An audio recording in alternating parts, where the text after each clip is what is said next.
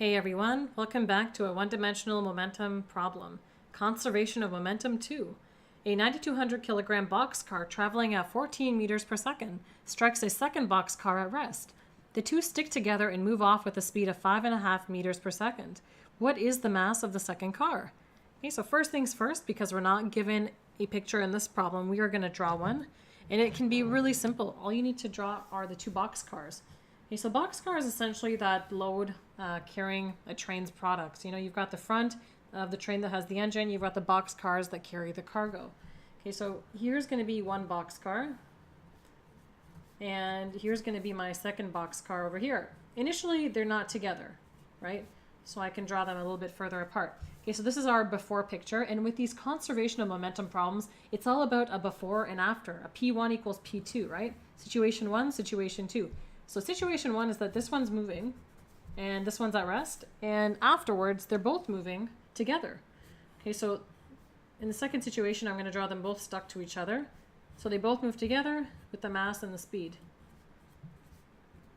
Okay, so there we go. Now I'm going to label them just so that it's easier for me to solve it. I'll call the moving one A and the stationary one B, and then A and B again. So at this point, I want to label my positive direction. So I'm going to let right be positive, and I have to start labeling masses and speeds. So massive A is 9,200 kilograms, and we know that the initial speed of A is 14.0 meters per second. As for B, we don't know what the mass is of B. That's what we're looking for, but we do know that the initial speed of B is 0 meters per second. Okay, and finally, the final speed of A and B, so you can call it V2A equals V2B. Now I'll call it V2AB because they're together.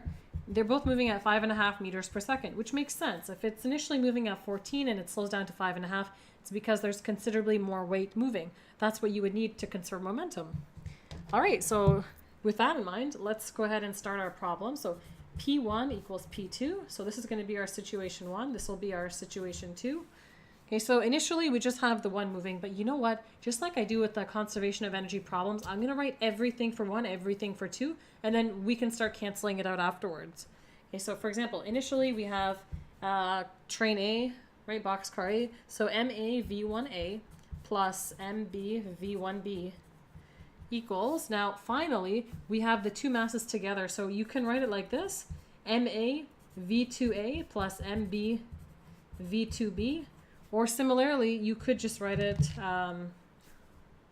or you can say V2AB bracket MA plus MB, right? Because they're together, so you could combine their masses. They're moving at the same speed together. And actually, if you expand this expression out, you're going to get this. And I just stated that V2AB is equal to V2A, which is equal to V2B. They're all 5.5 meters per second.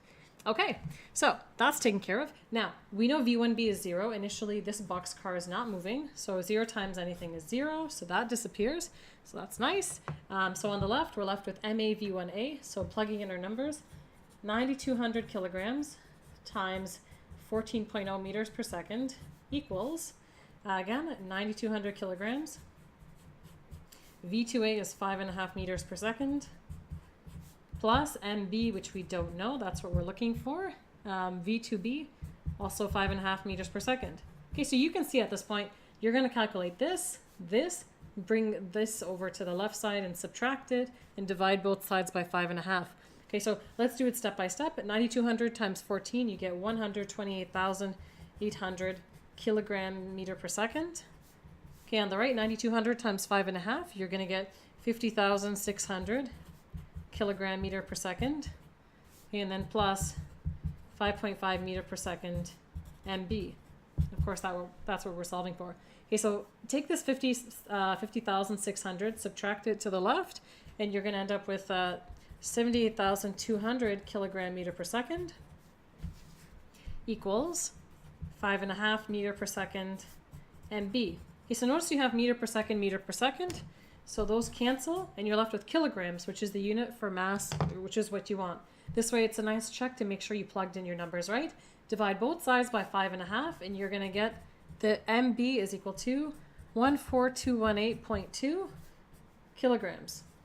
Okay, so obviously this is not accurate to the right number of sig figs. So inspecting the problem once again, we've got 2 sig figs here, 3 here, and 2 here. You always go with the least number of sig figs, which is 2. Okay, so I have to give this answer to 2 sig figs. Let's give it in scientific notation while we're at it.